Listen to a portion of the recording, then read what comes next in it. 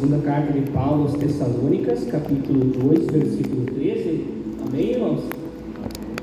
Também está projetado ali o texto, né?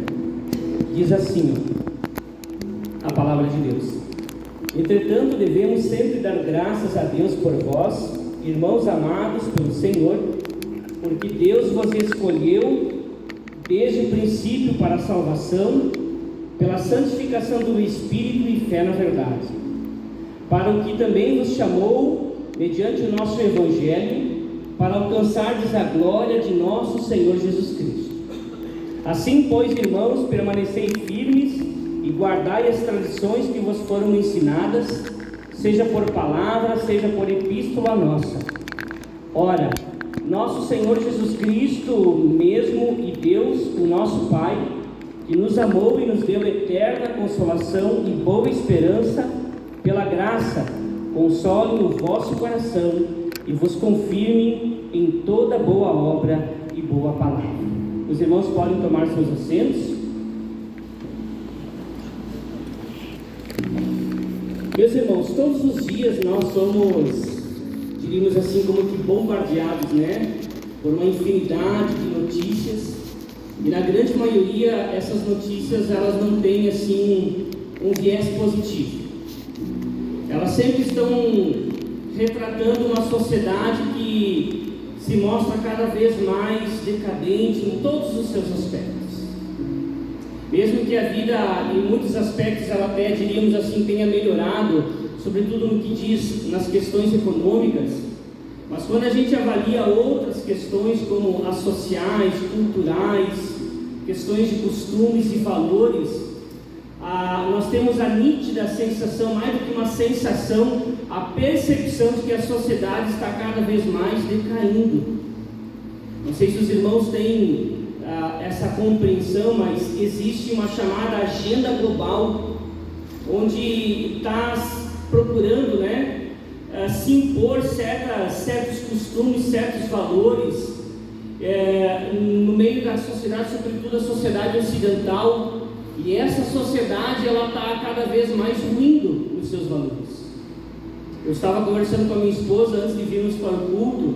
Países como, por exemplo, o Canadá, onde ali as leis, né, as chamadas leis progressistas, são leis que, por exemplo, é um dos países que já aprovou a lei do aborto, a lei da união homossexual, é o país que já aprovou a lei do uso das drogas.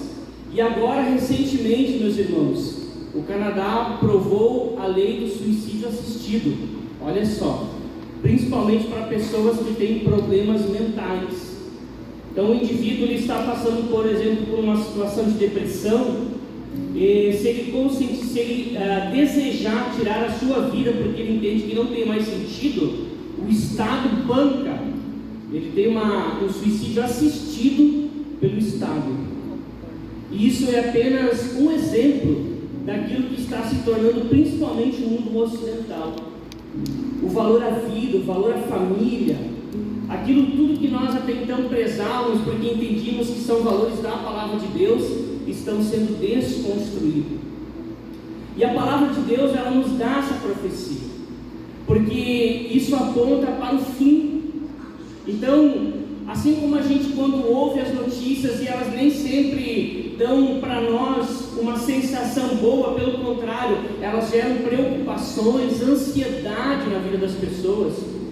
Quem de nós, por exemplo, meus irmãos, já não ficou preocupado quando lá vieram os analistas, os especialistas e disseram: olha, conforme os dados estatísticos da segurança pública, a criminalidade aumentou nesse último ano. E, ou seja, cada vez aumenta mais, os problemas aumentam mais. Mas isso não deve ser surpresa para nós, porque a Bíblia, ela concorda com isso. A palavra do Senhor, ela nos apresenta na forma de profecia que nos últimos tempos seriam tempos difíceis. O apóstolo Paulo, escrevendo a 2 Timóteo capítulo 13, ele diz que os homens seriam avarentos, arrogantes, jactanciosos, orgulhosos, presunçosos, desobedientes, implacáveis, caluniadores, sem domínio de si, amante dos prazeres, mais amante dos prazeres do que amantes de Deus, e uma infinidade de outras características. E aí nós olhamos e analisando a nossa sociedade, parece que isso se torna cada vez mais evidente. A palavra do Senhor diz que a iniquidade se multiplicaria e o amor se esfriaria. O porquê de eu dizer tudo isso, meus irmãos? Porque a palavra do Senhor, ela nos apresenta, ela nos dá, esse quadro, que é um quadro que se revelará antes da vinda do Senhor Jesus Cristo. Esse texto que nós acabamos de ler, escrito pelo apóstolo Paulo, ele já começa a seção do conteúdo lá no versículo 1 do capítulo 2, quando o apóstolo Paulo ele vai tratar de uma questão com a igreja de Tessalônica, porque a igreja ela estava ali sofrendo da parte de alguns que provavelmente se infiltraram trazendo ensinos errados, afirmando que o dia do Senhor já tinha chegado. Então ele diz assim lá no versículo 2: meus irmãos, não demovais da vossa mente com facilidade, não se deixem perturbar, quer por espírito, quer por palavra, quer por epístola, como se procedesse de nós, supondo que tenha chegado o dia do Senhor.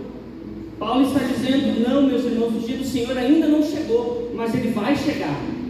E antes que ele venha chegar o dia do Senhor, ele apresenta aqui alguns sinais que iriam acontecer. Lá no versículo 13 ele diz assim: vai surgir apostasia, um tempo de rebelião, um tempo onde a humanidade deliberadamente vai se rebelar contra Deus. Isso já está acontecendo.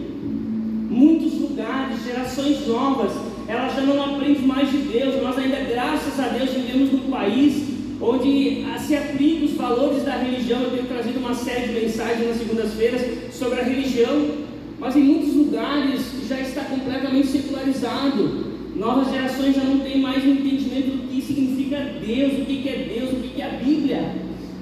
A Bíblia para as gerações de hoje é apenas um livro, uma mistura de contos, de mitos que não faz sentido para eles. Aqui o apóstolo Paulo diz que virá um tempo de apostasia, um tempo de rebelião, nesse tempo onde será revelado o homem da iniquidade. Lá no versículo 7, ele diz que esse homem da iniquidade, ele vai exercer o mistério da iniquidade. Esse mistério que já operava naquele tempo e cada vez tem ganhado mais força. E ele diz que ali então esse homem da iniquidade, ele vai exercer com poder sinais e prodígios da mentira, diz o versículo 9. Ele vai enganar as pessoas. E por incrível que pareça, ele diz aqui, as pessoas vão acolher essa mentira, porque eles não acolheram o amor da verdade. Então eles vão dar crédito à mentira e eles vão acreditar nesse engodo que o inimigo tem preparado nesses últimos tempos. Aí eu meditando nessa palavra, pensando nela, lá no início o apóstolo Paulo diz assim: meus irmãos, não se perturbem, o dia do Senhor ainda não voltou. Mas quando ele apresenta, ele dá esse quadro, a questão que fica no final: como que eu não vou me perturbar? Como que eu não vou ficar preocupado quando ele diz que vai surgir um tempo de rebelião, um tempo do homem da iniquidade, um tempo onde ali vão surgir prodígios, poderes de engano, vão seduzir, enganar as pessoas? Como é que eu não vou me perturbar com esse quadro que se apresenta? E aí, por isso, da mensagem que eu quero trazer para os irmãos nessa noite é: não tenha medo. Esse é o tema da nossa mensagem, porque o texto que nós lemos, que nós iniciamos ali lendo lá no versículo 13, o apóstolo Paulo, ele inicia com uma conjunção adversativa. Ele diz: entretanto. As conjunções adversativas são palavras que servem de ponto para contrapor aquilo que era dito até então, para um novo parecer que ele vai dar a partir de então. Então ele diz assim: o homem da iniquidade, o ministério da iniquidade vai enganar as pessoas, vai iludir, vai levar coisas ruins. A igreja vai passar pelo período da tribulação, irmãos. Essa é uma realidade. A igreja vai passar pelo período da tribulação. Mas aqui diz o apóstolo Paulo: entretanto, todavia, apesar disso tudo, nós não precisamos ter medo. E por que nós não precisamos ter medo, meus irmãos? Por que a igreja do Senhor não precisa ter medo? O primeiro motivo é porque Deus nos escolheu. Amém? Olha só o que ele diz lá no versículo 13: entretanto, devemos sempre dar graças a Deus por vocês, meus irmãos amados pelo Senhor, porque Deus escolheu vocês desde o princípio para a salvação, pela santificação do Espírito e fé da verdade.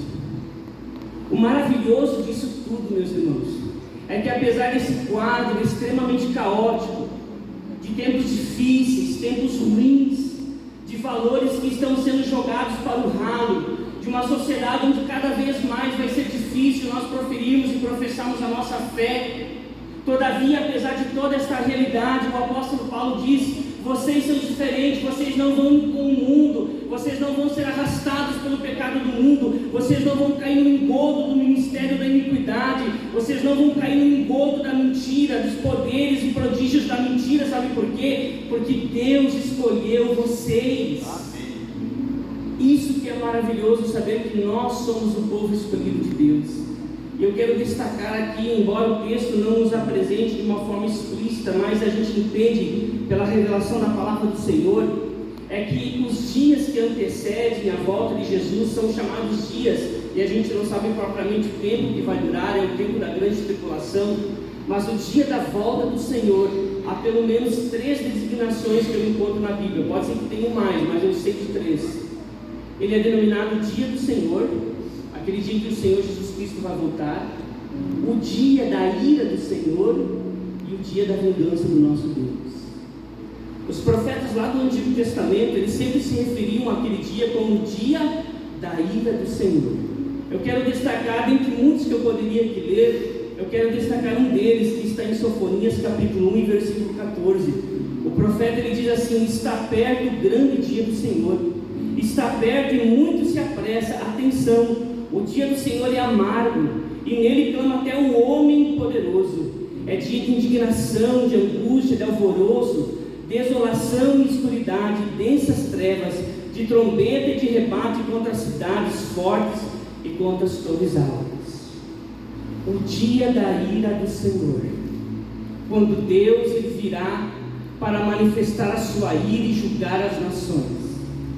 Mas sabe de uma coisa maravilhosa?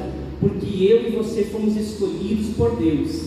A palavra do Senhor também nos diz em 1 Tessalonicenses, nas palavras também do apóstolo Paulo, no capítulo 5, versículo 9, em que ele diz: Deus, ele não nos destinou para a ira, mas para alcançarmos salvação mediante o nosso Senhor Jesus Cristo.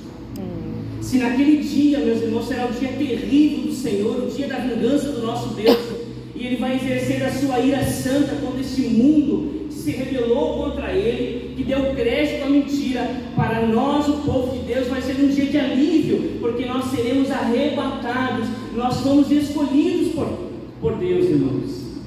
Louvado seja o nome do Senhor Jesus.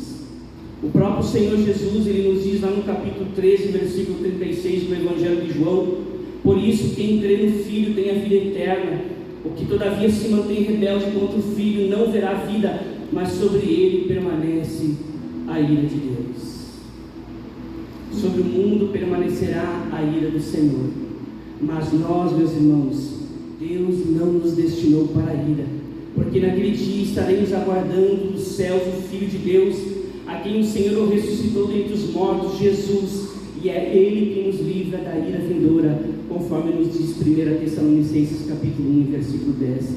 Deus nos escolheu para a salvação. E eu quero destacar aqui algumas coisas, fazer algumas observações que são extremamente importantes, meus irmãos. A sensação, e eu digo isso como uma percepção minha, tá? Eu não estou dizendo que isso é uma regra, é uma percepção minha. Parece, meus irmãos, que a mensagem da salvação não faz mais efeito. Parece que você pregar salvação e arrependimento já não é suficiente para você trazer as pessoas para Jesus. E às vezes eu fico pensando, por quê? Por que já não é mais suficiente? Por que a gente precisa colocar, por vezes, alguns adornos no Evangelho de Jesus, como que tentando tornar uma mensagem mais palatável, a fim de talvez atrair as pessoas e fazê-las elas entenderem que vir na igreja é um lugar bom, e vir na igreja é um lugar bom. Mas sobretudo, meus irmãos, nós não podemos perder o sentido da palavra de Deus que prega a salvação. Sabe por quê, meus irmãos? porque a gente não tem falado da ira do Senhor. Quando nós entendemos, quando nós temos a plena compreensão do que significa a ira santa de Deus, nós vamos entender o que significa a salvação de Deus. É por isso que a Bíblia, a palavra do Senhor diz essa tão grande salvação. O que Deus te livrou não foi de uma conta bancária, o que Deus te livrou não foi do SPC, embora Deus possa nos livrar. O que Deus te livrou não foram de questões terrenas, temporárias. O que Deus te livrou, me livrou, nos livrou, Ele nos escolheu para uma salvação eterna.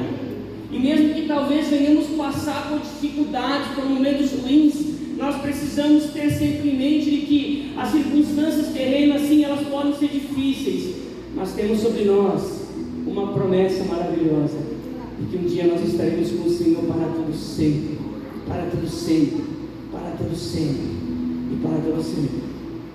Se essa palavra, se essa mensagem não for palatável, se ela não for atrativa, nada mais é atrativo, irmãos. Ela pode por vezes ser como música aos ouvidos das pessoas, aquilo que não é o Evangelho, mas quem realmente transforma, quem realmente gera esperança no coração do ser humano perdido no pecado, é a mensagem do arrependimento, da cruz, a mensagem da salvação que nos livra da ira de Deus. Amém?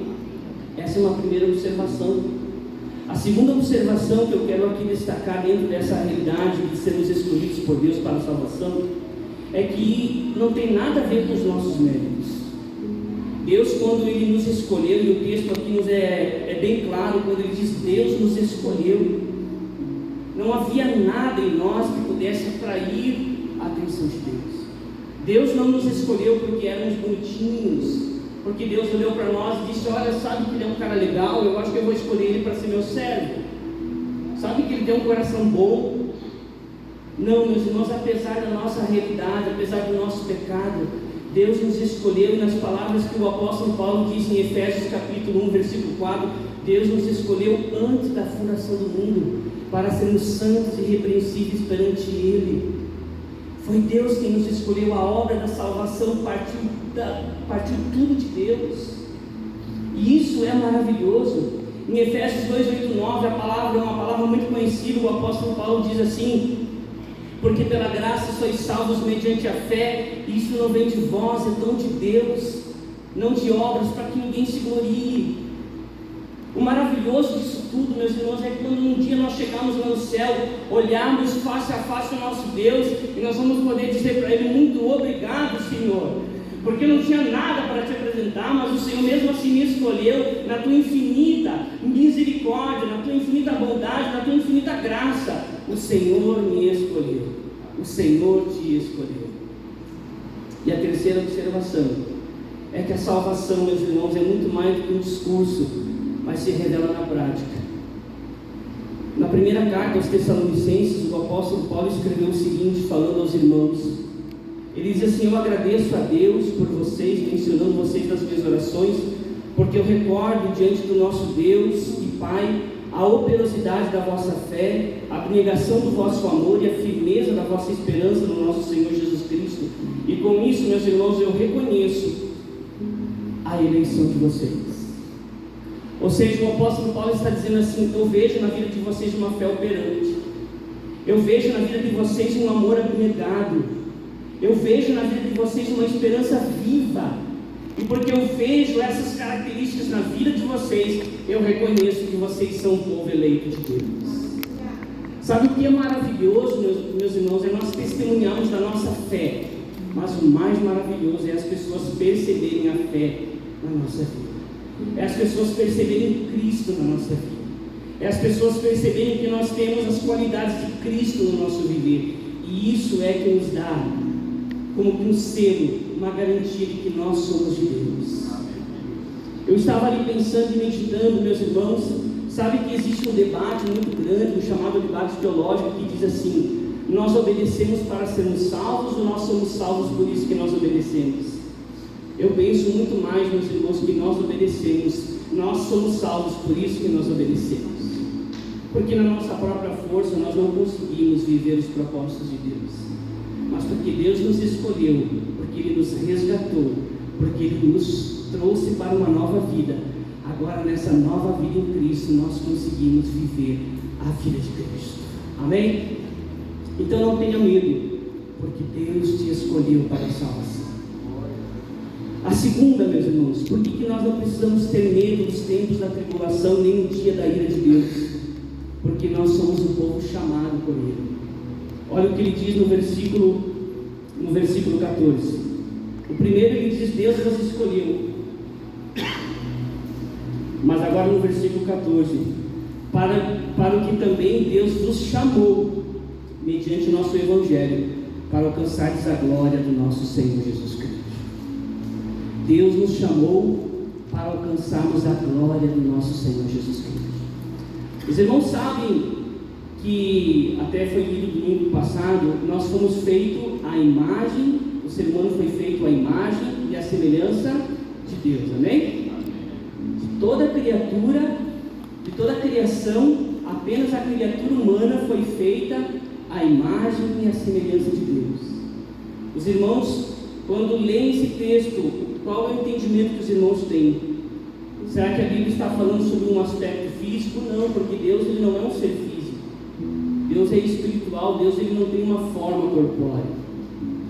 A glória de Deus é infinita. Mas então sobre que aspecto a Bíblia está dizendo que nós fomos feitos à imagem e semelhança de Deus? É porque apenas o ser humano tem a capacidade de escolha moral e ética. Apenas o ser humano possui certos atributos que Deus quis repartir com a criatura humana. Todavia, meus irmãos, essa imagem e semelhança ela foi corrompida, ou ela foi comprometida a partir do momento que o pecado entrou no mundo. Então, meus irmãos, embora o homem não tenha perdido totalmente a capacidade moral e ética nas suas escolhas, ela está comprometida por causa do pecado. Por que o mundo está desse jeito? Por que o mundo está ruim? Por que o mundo está cada vez pior, meus irmãos? Será que porque o ser humano não tem a capacidade de escolher o que é bom, de escolher o que é correto? Ele tem essa capacidade, todavia ele não tem muitas vezes a força de escolher essa capacidade.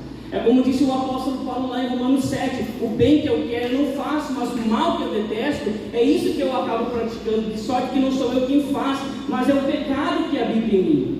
O pecado no ser humano, ele leva o ser humano a viver no erro, no pecado. Então a imagem e a semelhança de Deus, a glória de Deus fora comprometida. E a palavra nos dá um diagnóstico de Romanos 3:23, que todos pecaram e todos agora estão afastados da glória de Deus. Mas olha só, meus irmãos, que notícia boa, que o apóstolo Paulo nos apresenta no versículo 14. Deus nos chamou por intermédio do seu Evangelho para que possamos alcançar a glória de nosso Senhor Jesus Cristo. A partir do momento que uma pessoa ela tem a sua vida novamente, a vida nova em Cristo, esse processo da imagem e semelhança do Senhor vai sendo restaurada. Não é instantânea, mas é um processo no dia a dia. A palavra do Senhor diz que é um desenvolvimento. O apóstolo Paulo diz assim: desenvolvei a vossa salvação com temor e com tremor. Você não nasce da noite para o dia pronto. Não é que você amanhã agora vai ser o santarão perfeitão. Você ainda vai estar sujeito a falhas, sujeito a erros, mas é um processo em que você vai evoluindo na caminhada, a estatura, a plenitude de Cristo. Amém, meus irmãos? É um passo a cada dia, é de glória em glória que nós estamos sendo transformados, conforme nos diz a palavra de Deus ali no livro de 2 Coríntios 3:18, é de glória em glória que nós estamos sendo transformados. Isso é maravilhoso, porque a natureza de Cristo vai sendo restaurada dia a dia no nosso viver. Então você foi chamado, sabe por quê, meus irmãos? Para que você possa se tornar cada dia mais parecido com Jesus.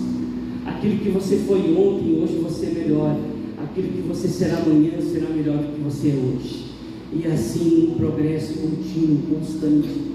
Mas sabe, meus irmãos, que nessa caminhada nós estamos sujeitos a altos e baixos. Eu gosto, tem um artigo que eu guardei de um pastor chamado Osmar Ludovico, e o artigo se chama Eu Não Acredito. E ele diz: eu não acredito que o crescimento cristão espiritual é linear e progressivo e só vai, mas ele está sujeito a caídas, no processo de levantar e cair, de levantar e cair, mas você vai aprendendo, você vai crescendo, porque agora você tem a mente de Cristo em ti. E mesmo quando às vezes o pecado vem bater na tua vida e você acidentalmente vem até mesmo a pecar, todavia agora você tem o coração de Cristo pulsando dentro de ti e você vai querer viver a vida de Cristo. Você vai procurar se arrepender, confessar os teus pecados e dizer: Senhor, me ajuda a viver a tua santidade, porque eu quero viver a tua glória, Senhor, porque o Senhor me chamou para a tua glória. E naquele dia, meus irmãos, no dia da volta de Jesus, a palavra do Senhor, se para o mundo será um mundo da ira de Deus, e diz-nos a palavra que as pessoas sentirão medo. Eu até queria ler aqui um dos versículos de Apocalipse 6, 16, 17, que as pessoas naquele dia, quando verão a ira do Cordeiro, eles dirão: caiam sobre nós e escondei-nos da face daquele que se assenta no trono e da ira do Cordeiro, porque chegou o grande dia da ira deles. Mas para nós, o povo de Deus, será um dia de glória e louvor, porque nós seremos transformados, nós seremos glorificados, diz-nos a palavra do Senhor. É a glorificação plena. Se hoje você já vive as prévias dessa glória, um processo constante, contínuo, em que muitas vezes você, como eu disse antes, está sujeito a falhas, mas você vai crescendo à medida da estatura de Cristo, e você vai crescendo nesse processo na tua fé, você vai amadurecendo, você vai se tornando cada vez mais parecido com Cristo, mas naquele dia nós seremos transformados plenamente. E esse corpo que é mortal, nos diz a palavra de Deus, ele será revestido de mortal, de um corpo de glória. Essa casa terrestre se desfará, e nós teremos da parte de Deus o tabernáculo eterno, diz a palavra do Senhor. Isso é maravilhoso. Então a palavra do Senhor diz: não tenha medo, porque você foi chamado para ser transformado na glória do Senhor Jesus Cristo. Eu gosto muito de uma palavra, eu aqui destaquei algumas, e uma delas é quando o apóstolo João, ele diz assim: amados, agora somos filhos de Deus, e ainda não se manifestou o que haveremos de ser. Sabemos que quando ele se manifestar, seremos semelhantes a ele, porque haveremos de vê-lo como ele é. Antes eu citei 2 Coríntios 3,18, que diz assim: somos transformados de glória em glória na sua própria imagem, como pelo Senhor e o Espírito. Mas na versão da linguagem de hoje, esse mesmo versículo diz assim: essa glória vai ficando cada vez mais brilhante e vai nos tornando cada vez mais parecido com o Senhor. É dia a dia, é um processo, o dia a dia. Amém, meus irmãos? Não tenha medo. Se você está firme em Cristo, e aí a palavra também traz uma exortação. O apóstolo Paulo, ele diz no versículo 5: meus irmãos, permaneçam firmes e guardem as tradições que vocês foram ensinadas. Hoje nós temos um evangelho que não é mais uma tradição, ele é um cânon fechado. Mas lá no início, a fé cristã, ela era caracterizada como uma tradição. Os apóstolos, eles levavam o ensino que receberam de Jesus, e as pessoas aderiam aos ensinos dos apóstolos. Então o apóstolo Paulo está dizendo assim: permaneçam firmes e guardem as tradições. Em outras palavras, se fosse hoje, seria traduzido: guardem a palavra de Deus na qual vocês foram ensinadas. Essa palavra, seja por palavra, seja por epístola nossa, ou seja, persevera, procura viver a vontade do Senhor, procure viver os propósitos de Cristo, porque vai valer a pena. E para terminar, meus irmãos, por que a gente não precisa ter medo? Lá no versículo 16: porque nós somos o povo amado de Deus. Amém? Versículo 16 ele diz: ora, o nosso Senhor Jesus Cristo mesmo e Deus, o nosso Pai, que nos amou e nos deu eterna consolação e boa esperança pela graça. Nós não precisamos ter medo, meus irmãos, porque Deus nos amou.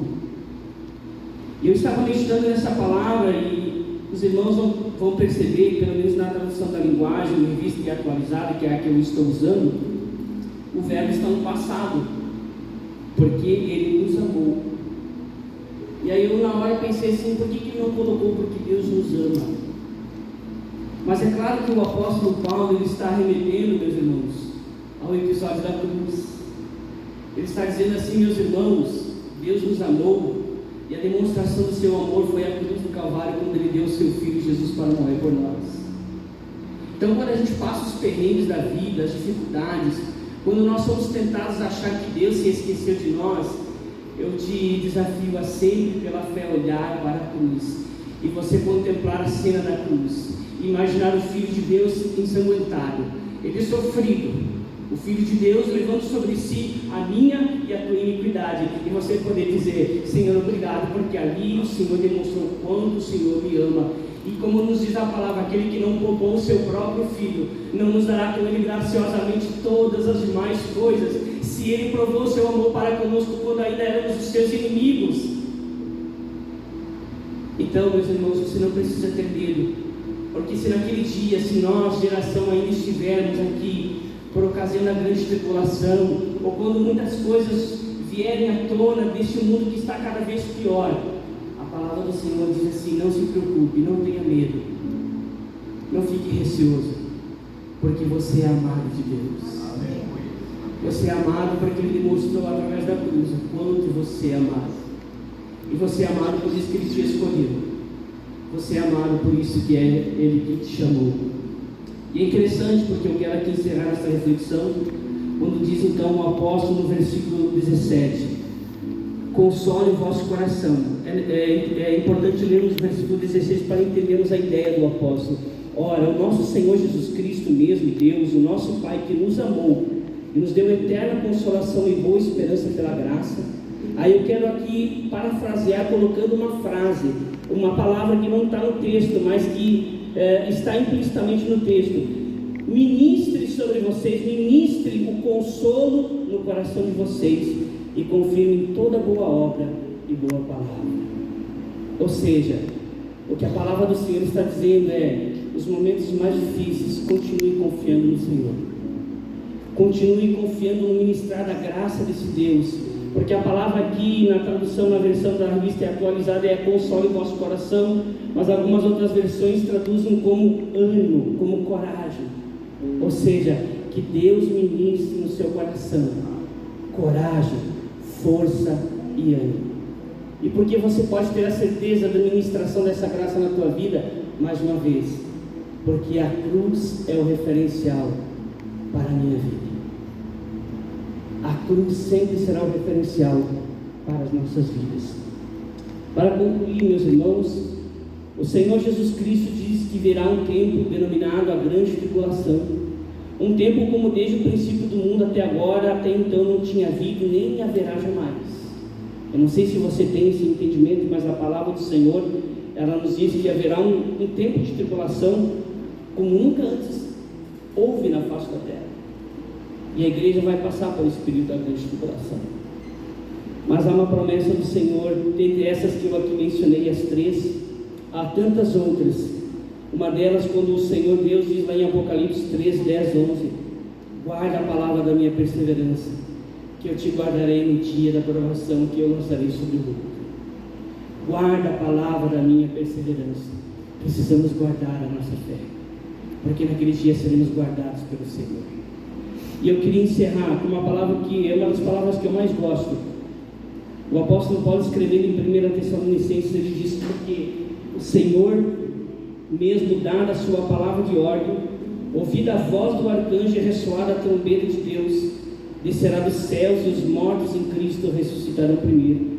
Depois nós, os vivos, os que ficarmos, seremos arrebatados juntamente com eles entre nuvens para o encontro do Senhor nos ares, e assim estaremos para sempre com o Senhor. Consolai-vos, pois, uns aos outros com estas palavras. Nós precisamos nos consolar um ao outro. Nos momentos mais difíceis, a gente precisa dizer para o irmão, para a irmã: não desanime, não desista, não desfaleça, porque naquele dia o Senhor nos arrebatará e nós nos encontraremos com o Senhor nos ares e estaremos com Ele para todo sempre, para todo sempre e para todo sempre. Amém? Vamos nos colocar de pé, meus irmãos.